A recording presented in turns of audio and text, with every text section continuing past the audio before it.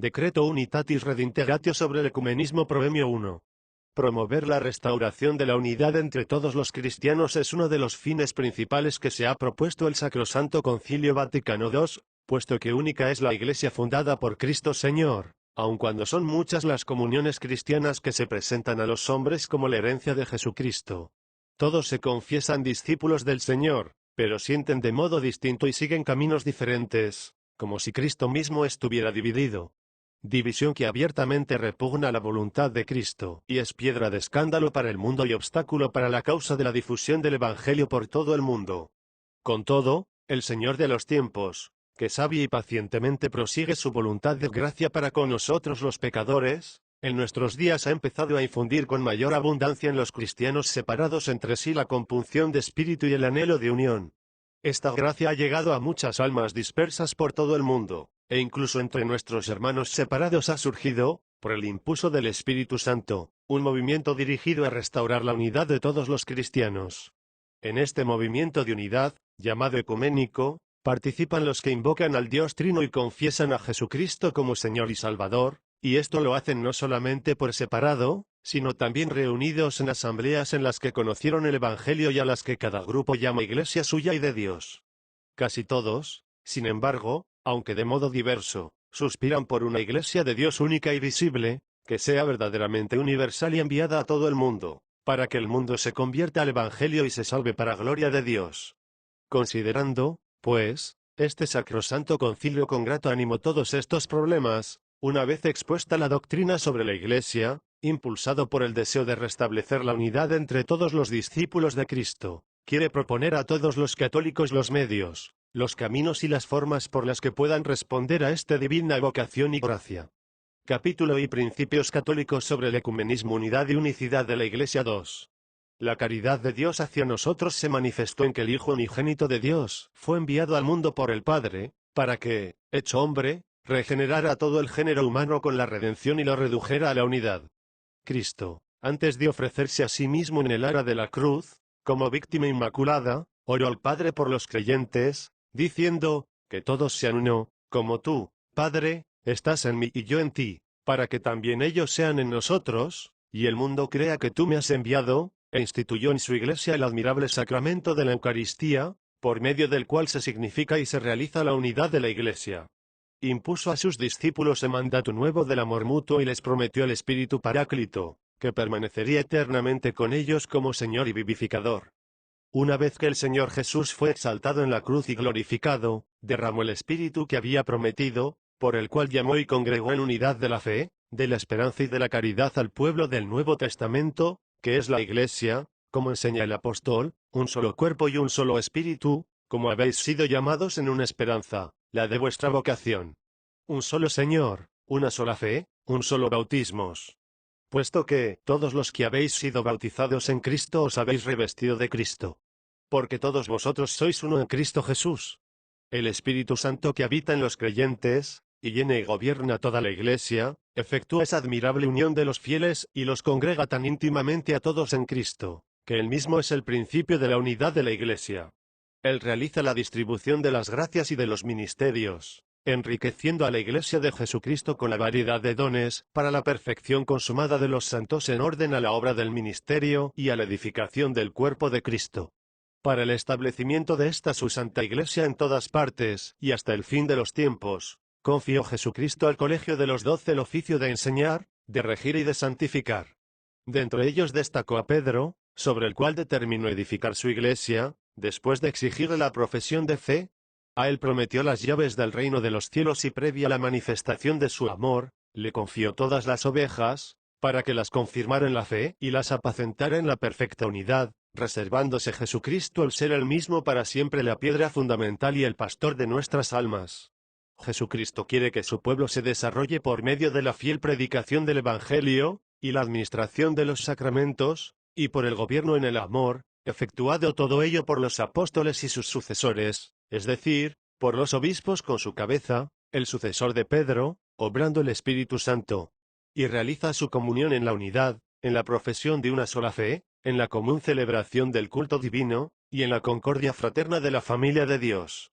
Así, la Iglesia, único rebaño de Dios como un lábaro alzado ante todos los pueblos, comunicando el Evangelio de la paz a todo el género humano, peregrina llena de esperanza hacia la patria celestial.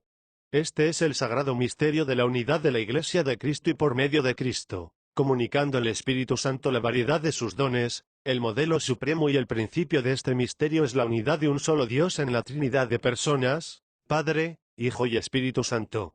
Relación de los hermanos separados con la Iglesia Católica 3.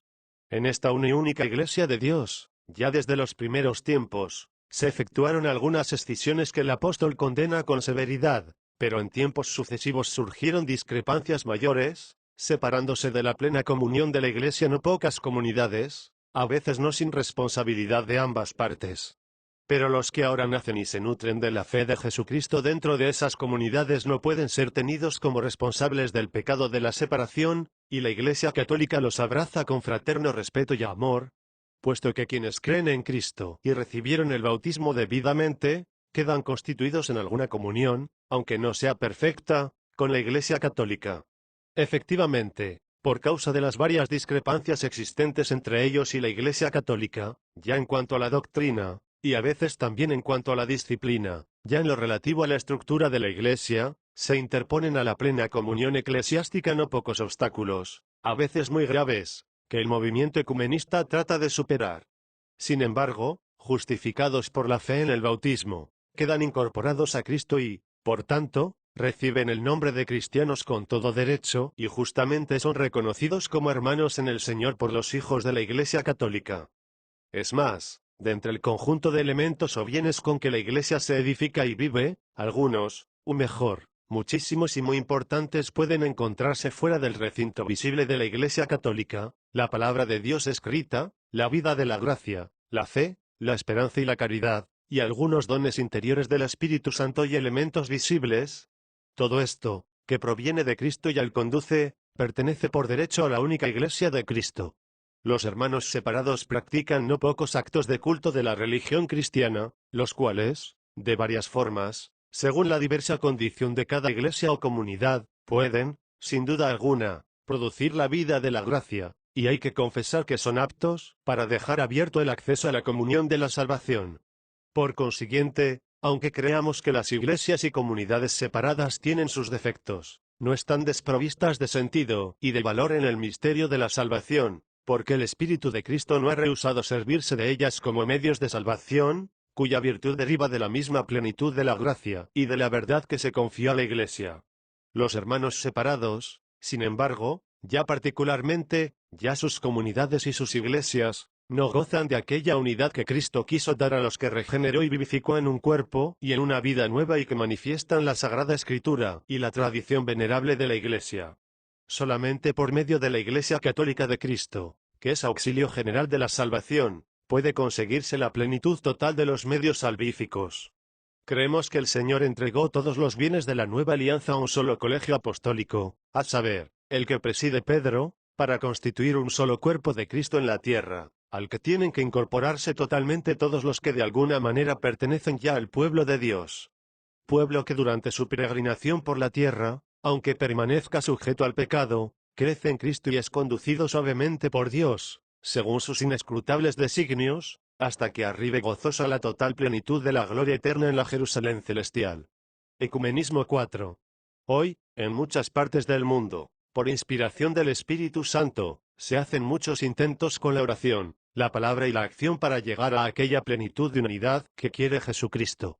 Este sacrosanto concilio exhorta a todos los fieles católicos a que, reconociendo los signos de los tiempos, cooperen diligentemente en la empresa ecuménica. Por movimiento ecuménico se entiende el conjunto de actividades y de empresas que, conforme a las distintas necesidades de la Iglesia y a las circunstancias de los tiempos, se suscitan y se ordenan a favorecer la unidad de los cristianos. Tales son, en primer lugar, todos los intentos de eliminar palabras, juicios y actos que no sean conformes, según justicia y verdad, a la condición de los hermanos separados, y que, por tanto, pueden hacer más difíciles las mutuas relaciones en ellos. En segundo lugar, el diálogo entablado entre peritos y técnicos en reuniones de cristianos de las diversas iglesias o comunidades, y celebradas en espíritu religioso. En este diálogo expone cada uno, por su parte, con toda profundidad la doctrina de su comunión, presentado claramente los caracteres de la misma. Por medio de este diálogo, todos adquieren un conocimiento más auténtico y un aprecio más justo de la doctrina y de la vida de cada comunión. En tercer lugar, las diversas comuniones consiguen una más amplia colaboración en todas las obligaciones exigidas por toda conciencia cristiana en orden al bien común y, en cuanto es posible, participan en la oración unánime. Todos, finalmente, examinan su fidelidad a la voluntad de Cristo con relación a la Iglesia y, como es debido, emprenden animosos la obra de renovación y de reforma. Todo esto, realizado prudente y pacientemente por los fieles de la Iglesia católica, bajo la vigilancia de los pastores, conduce al bien de la equidad y de la verdad, de la concordia y de la colaboración, del amor fraterno y de la unión, para que poco a poco por esta vía, superados todos los obstáculos que impiden la perfecta comunión eclesiástica, todos los cristianos se congreguen en una única celebración de la Eucaristía, en orden a la unidad de la una y única Iglesia, a la unidad que Cristo dio a su Iglesia desde un principio, y que creemos subsiste indefectible en la Iglesia católica de los siglos. Es manifiesto, sin embargo, que la obra de preparación y reconciliación individuales de los que desean la plena comunión católica se diferencia, por su naturaleza, de la empresa ecumenista, pero no encierra oposición alguna, ya que ambos proceden del admirable designio de Dios. Los fieles católicos han de ser, sin duda, solícitos de los hermanos separados en la acción ecumenista, orando por ellos, hablándoles de las cosas de la Iglesia, dando los primeros pasos hacia ellos. Pero deben considerar también por su parte con ánimo sincero y diligente, lo que hay que renovar y corregir en la misma familia católica, para que su vida dé más fiel y claro testimonio de la doctrina y de las normas dadas por Cristo a través de los apóstoles. Pues, aunque la Iglesia católica posea toda la verdad revelada por Dios, y todos los medios de la gracia, sin embargo, sus miembros no la viven consecuentemente con todo el fervor, hasta el punto que la faz de la Iglesia resplandece menos ante los ojos de nuestros hermanos separados y de todo el mundo, retardándose con ello el crecimiento del reino de Dios.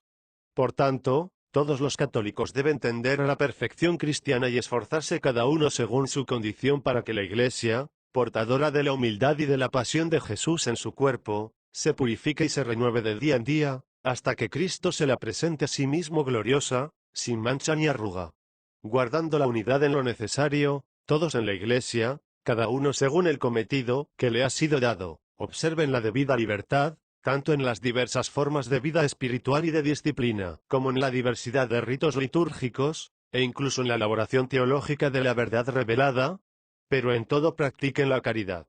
Pues con este proceder manifestarán cada día más plenamente la auténtica catolicidad y la apostolicidad de la Iglesia.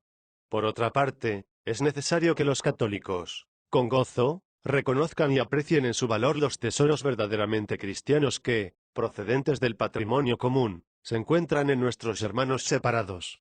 Es justo y saludable reconocer las riquezas de Cristo y las virtudes en la vida de quienes dan testimonio de Cristo y, a veces, hasta el derramamiento de su sangre, porque Dios es siempre admirable y digno de admiración en sus obras. Ni hay que olvidar tampoco que todo lo que obra el Espíritu Santo en los corazones de los hermanos separados puede conducir también a nuestra edificación. Lo que de verdad es cristiano no puede oponerse en forma alguna a los auténticos bienes de la fe, antes al contrario, siempre puede hacer que se alcance más perfectamente el misterio mismo de Cristo y de la Iglesia. Sin embargo, las divisiones de los cristianos impiden que la Iglesia lleve a efecto su propia plenitud de catolicidad en aquellos hijos que, estando verdaderamente incorporados a ella por el bautismo, están, sin embargo, separados de su plena comunión. Más aún, a la misma Iglesia le resulta muy difícil expresar, bajo todos los aspectos, en la realidad misma de la vida, la plenitud de la catolicidad. Este sacrosanto concilio advierte con gozo que la participación de los fieles católicos en la acción ecumenista crece cada día, y la recomienda a los obispos de todo el mundo, para que la promuevan con diligencia y la dirijan prudentemente. Capítulo 2. La práctica del ecumenismo. La unión afecta a todos. La reforma de la Iglesia. 5. El empeño por el restablecimiento de la unión corresponde a la Iglesia entera, afecta tanto a los fieles como a los pastores, a cada uno según su propio valor, ya en la vida cristiana diaria, ya en las investigaciones teológicas e históricas.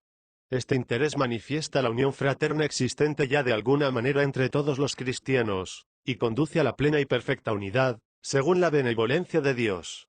6. Puesto que toda la renovación de la Iglesia consiste esencialmente en el aumento de la fidelidad a su vocación, por eso, sin duda, hay un movimiento que tiende hacia la unidad. Cristo llama a la Iglesia peregrinante hacia una perenne reforma, de la que la Iglesia misma, en cuanto a institución humana y terrena, tiene siempre necesidad hasta el punto de que si algunas cosas fueron menos cuidadosamente observadas, bien por circunstancias especiales, bien por costumbres, o por disciplina eclesiástica, o también por formas de exponer la doctrina, que debe cuidadosamente distinguirse del mismo depósito de la fe, se restauren en el tiempo oportuno recta y debidamente. Esta reforma, pues, tiene una extraordinaria importancia ecumenista. Muchas de las formas de la vida de la Iglesia, por las que ya se va realizando esta renovación, como el movimiento bíblico y litúrgico, la predicación de la palabra de Dios y la catequesis, el apostolado de los seglares, las nuevas formas de vida religiosa, la espiritualidad del matrimonio, la doctrina y la actividad de la Iglesia en el campo social, hay que recibirlas como prendas y augurios que felizmente presagian los futuros progresos del ecumenismo. La conversión del corazón 7. El verdadero ecumenismo no puede darse sin la conversión interior. En efecto, los deseos de la unidad surgen y maduran de la renovación del alma, de la abnegación de sí mismo y de la efusión generosa de la caridad. Por eso tenemos que implorar del Espíritu Santo la gracia de la abnegación sincera, de la humildad y de la mansedumbre en nuestros servicios, y de la fraterna generosidad del alma para con los demás. Así, pues, os exhorto yo, dice el apóstol a las gentes, preso en el Señor, a andar de una manera digna de la vocación con que fuisteis llamados, con toda humildad, mansedumbre y longanimidad, soportándoos los unos a los otros con caridad, solícitos de conservar la unidad del Espíritu mediante el vínculo de la paz. Efectos 4,1-3. Esta exhortación se refiere, sobre todo, a los que han sido investidos del orden sagrado, para continuar la misión de Cristo, que vino no a ser servido, sino a servir entre nosotros. A las faltas contra la unidad pueden aplicarse las palabras de San Juan: si decimos que no hemos pecado, hacemos a Dios mentiroso, y su palabra no está en nosotros. Humildemente, pues, pedimos perdón a Dios y a los hermanos separados, como nosotros perdonamos a quienes nos hayan ofendido. Recuerden todos los fieles, que tanto mejor promoverán y realizarán la unión de los cristianos, cuanto más se esfuercen en llevar una vida más pura, según el Evangelio. Porque cuanto más se unan en estrecha comunión con el Padre, con el Verbo y con el Espíritu, tanto más íntima y fácilmente podrán acrecentar la mutua hermandad. La oración unánime 8. Esta conversión del corazón y santidad de vida, juntamente con las oraciones privadas y públicas por la unidad de los cristianos, han de considerarse como el alma de todo el movimiento ecuménico, y con razón puede llamarse ecumenismo espiritual. Es frecuente entre los católicos concurrir a la oración por la unidad de la Iglesia, que el mismo Salvador dirigió enardecido al Padre en vísperas de su muerte, que todos sean uno. En ciertas circunstancias especiales, como sucede cuando se ordenan oraciones por la unidad, y en las asambleas ecumenistas es lícito, más aún, es de desear que los católicos se unan en la oración con los hermanos separados. Tales preces comunes son un medio muy eficaz para impetrar la gracia de la unidad y la expresión genuina de los vínculos con que están unidos los católicos con los hermanos separados, pues donde hay 2 o 3 congregados en mi nombre, allí estoy yo en medio de ellos. Sin embargo, no es lícito considerar la comunicación en las funciones sagradas como medio que puede usarse indiscriminadamente para restablecer la unidad de los cristianos.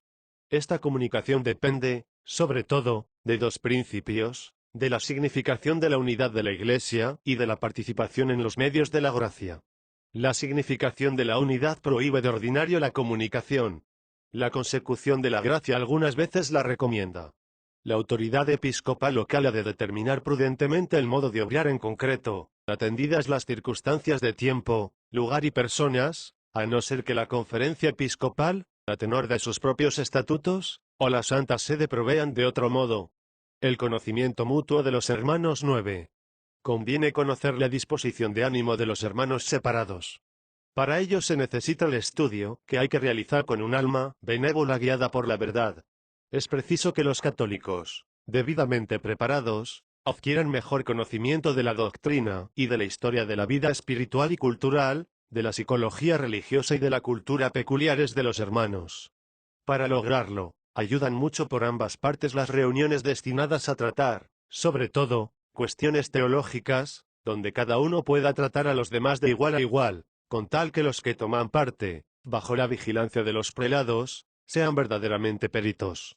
De tal diálogo puede incluso esclarecerse más cuál sea la verdadera naturaleza de la Iglesia católica. De esta forma conoceremos mejor el pensamiento de los hermanos separados y nuestra fe aparecerá entre ellos más claramente expresada. La formación ecumenista 10. Es necesario que las instituciones de la Sagrada Teología y de las otras disciplinas, sobre todo, históricas, se expliquen también en sentido ecuménico, para que respondan lo más posible a la realidad. Es muy conveniente que los que han de ser pastores y sacerdotes se imbuyan de la teología elaborada de esta forma, con sumo cuidado, y no polémicamente, máxime lo que respecta a las relaciones de los hermanos separados para con la Iglesia católica, ya que de la formación de los sacerdotes, sobre todo, depende la necesaria instrucción y formación espiritual de los fieles y de los religiosos. Es también conveniente que los católicos, empeñados en obras misioneras en las mismas tierras en que hay también otros cristianos, conozcan hoy, sobre todo, los problemas y los frutos que surgen del ecumenismo en su apostolado. La forma de expresar y de exponer la doctrina de la fe 11. En ningún caso debe ser obstáculo para el diálogo con los hermanos del sistema de exposición de la fe católica. Es totalmente necesario que se exponga con claridad toda la doctrina. Nada es tan ajeno al ecumenismo como el falso irenismo, que pretendiera desvirtuar la pureza de la doctrina católica y obscurecer su genuino y verdadero sentido. La fe católica hay que exponerla al mismo tiempo con más profundidad y con más rectitud, para que tanto por la forma como por las palabras pueda ser cabalmente comprendida también por los hermanos separados. Finalmente, en el diálogo ecumenista los teólogos católicos, bien imbuidos de la doctrina de la Iglesia, al tratar con los hermanos separados de investigar los divinos misterios, deben proceder con amor a la verdad, con caridad y con humildad. Al confrontar las doctrinas no olviden que hay un orden o jerarquía de las verdades en la doctrina católica, por ser diversa su conexión con el fundamento de la fe cristiana. De esta forma se preparará el camino por donde todos se estimulen a proseguir con esta fraterna emulación hacia un conocimiento más profundo y una exposición más clara de las incalculables riquezas de Cristo. Compares y efectos, 3,8. La cooperación con los hermanos separados 12. Todos los cristianos deben confesar delante del mundo entero su fe en Dios uno y trino, en el Hijo de Dios encarnado, Redentor y Señor nuestro, y con empeño común en su mutuo aprecio den testimonio de nuestra esperanza, que no confunde. Como en estos tiempos se exige una colaboración amplísima en el campo social, todos los hombres son llamados a esta empresa común, sobre todo los que creen en Dios y aún más singularmente todos los cristianos, por verse honrados con el nombre de Cristo. La cooperación de todos los cristianos expresa vivamente la unión con la que ya están vinculados y presenta con luz más radiante la imagen de Cristo siervo.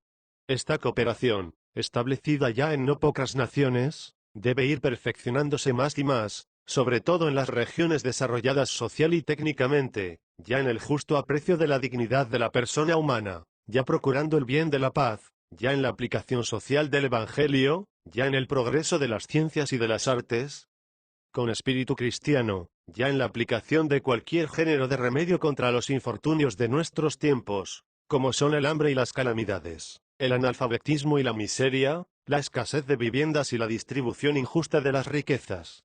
Por medio de esta cooperación podrán advertir fácilmente todos los que creen en Cristo cómo pueden conocerse mejor unos a otros, apreciando más y cómo se hallan el camino para la unidad de los cristianos. Capítulo 3. Las iglesias y las comunidades eclesiales separadas de la sede apostólica romana 13. Nuestra atención se fija en las dos categorías principales de escisiones, que afectan a la túnica inconsútil de Cristo. Las primeras tuvieron lugar en el Oriente, a resultas de las declaraciones dogmáticas de los concilios de Efeso y de Calcedonia, y en tiempos posteriores por la ruptura de la comunidad eclesiástica entre los patriarcas orientales y la sede romana. Más de 4 siglos después sobrevienen otras en la misma Iglesia de Occidente, como secuela de los acontecimientos, que ordinariamente se designan con el nombre de Reforma.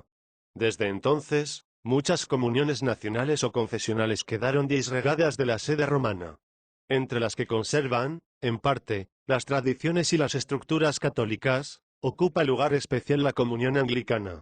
Hay, sin embargo, Diferencias muy notables en estos diversos grupos no solo por razón de su origen, lugar y tiempo, sino especialmente por la naturaleza y gravedad de los problemas pertinentes a la fe y a la estructura eclesiástica. Por ello, este sacrosanto concilio, valorando escrupulosamente las diversas condiciones de cada uno de los grupos cristianos, y teniendo en cuenta los vínculos existentes entre ellas, a pesar de su división, determina proponer las siguientes consideraciones para llevar a cabo una prudente acción ecumenista. Y consideración particular de las iglesias orientales. Carácter e historia propia de los orientales. 14.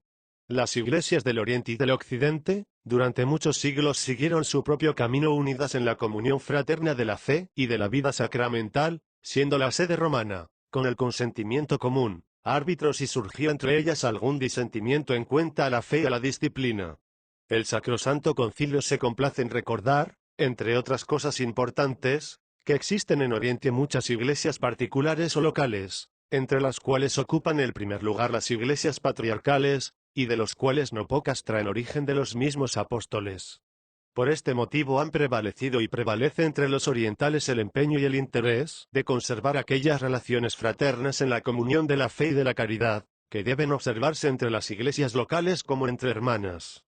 No debe olvidarse tampoco que las iglesias del Oriente tienen desde el principio un tesoro del que tomó la Iglesia del Occidente muchas cosas en la liturgia, en la tradición espiritual y en el ordenamiento jurídico.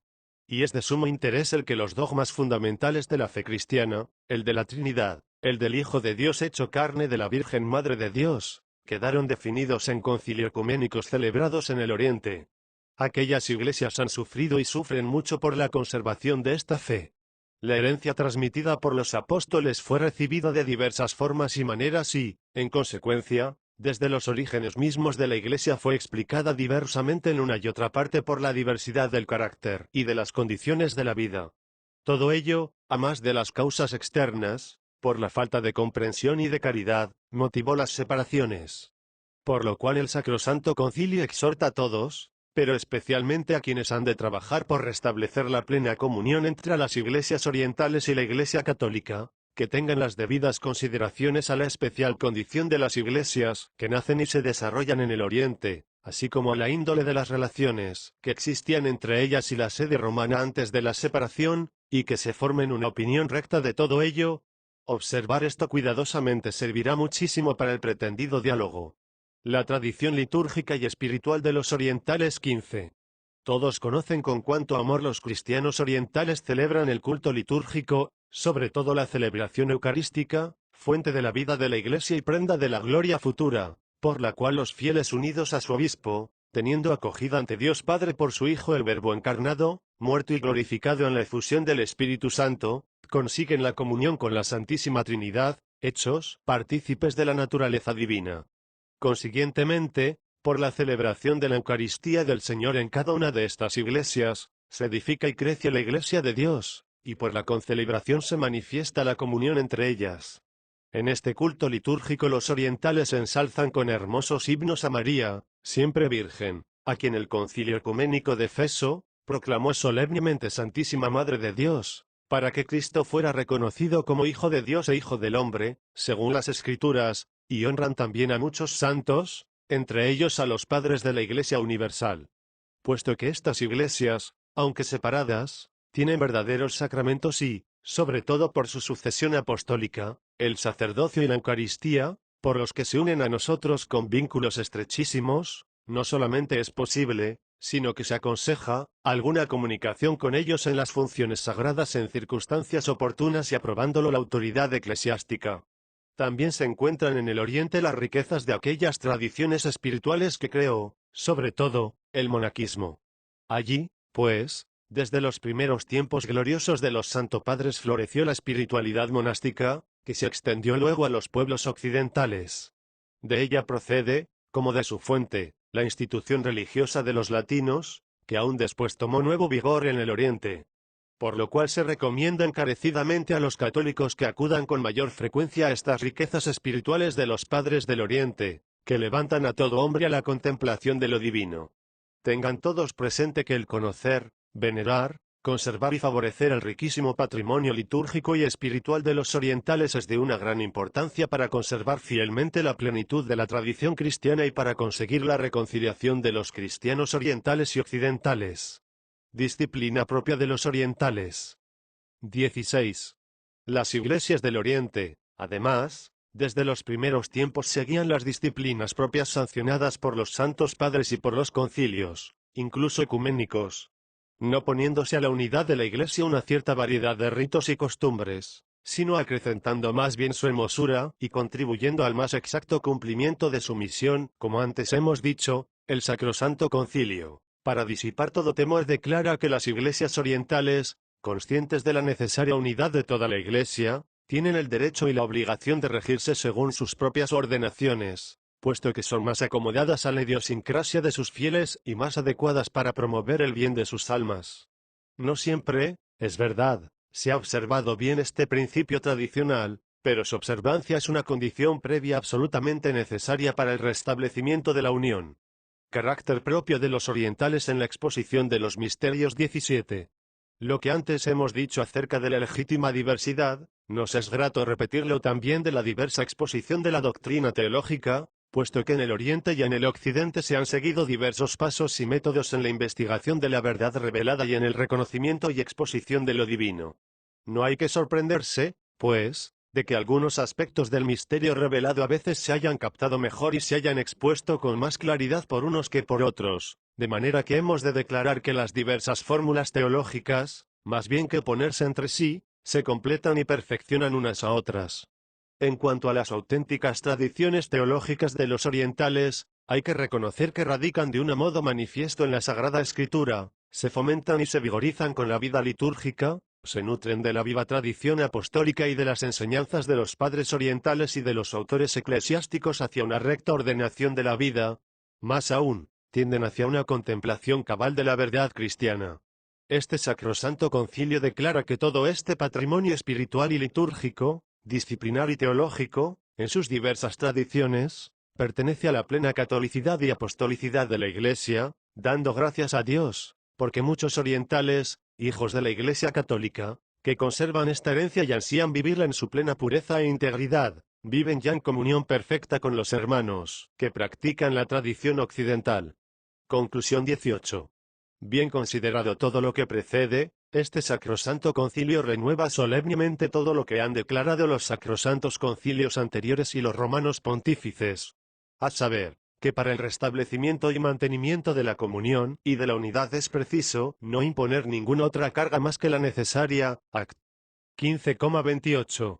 Desea, asimismo, vehementemente, que en adelante se dirijan todos los esfuerzos en los varios institutos y formas de vida de la Iglesia, sobre todo en la oración y en el diálogo fraterno acerca de la doctrina y de las necesidades más urgentes del cargo pastoral en nuestros días, y se encaucen para lograr paulatinamente la comunión. De igual manera recomienda a los pastores y a los fieles de la Iglesia católica estrecha amistad con quienes pasan la vida no ya en Oriente, sino lejos de la patria para incrementar la colaboración fraterna con ellos con espíritu de caridad, dejando todo ánimo de controversia y de emulación. Si llega a ponerse toda el alma en esta empresa, este Sacrosanto Concilio espera que, derrocado todo muro que separa la Iglesia occidental y la oriental, se hará una sola morada, cuya piedra angular es Cristo Jesús, que hará de las dos una sola cosa. 2. Las iglesias y comunidades eclesiales separadas en Occidente. Condición propia de estas comunidades 19. Las iglesias y comunidades eclesiales que se disgregaron de la sede apostólica romana, bien aquella gravísima perturbación que comenzó en el Occidente ya a finales de la Edad Media, bien en tiempos sucesivos, están unidas con la Iglesia católica por una afinidad de lazos y obligaciones peculiares por haber desarrollado en los tiempos pasados una vida cristiana multisecular en comunión eclesiástica. Puesto que estas iglesias y comunidades eclesiales por la diversidad de su origen, de su doctrina y de su vida espiritual, discrepan bastante no solamente de nosotros, sino también entre sí, estaría muy difícil describirlas cumplidamente, cosa que no pretendemos hacer aquí. Aunque todavía no es universal el movimiento ecuménico y el deseo de armonía con la Iglesia católica, abrigamos, no obstante, la esperanza de que este sentimiento ecuménico y el mutuo aprecio irán imponiéndose poco a poco en todos.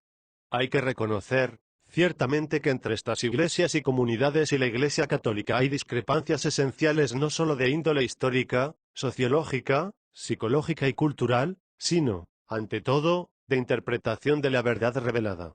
Mas para que, a pesar de estas dificultades, pueda entablarse más fácilmente el diálogo ecuménico, en los siguientes párrafos trataremos de ofrecer algunos puntos que pueden y deben ser fundamento y estímulo para este diálogo. La Confesión de Cristo 20.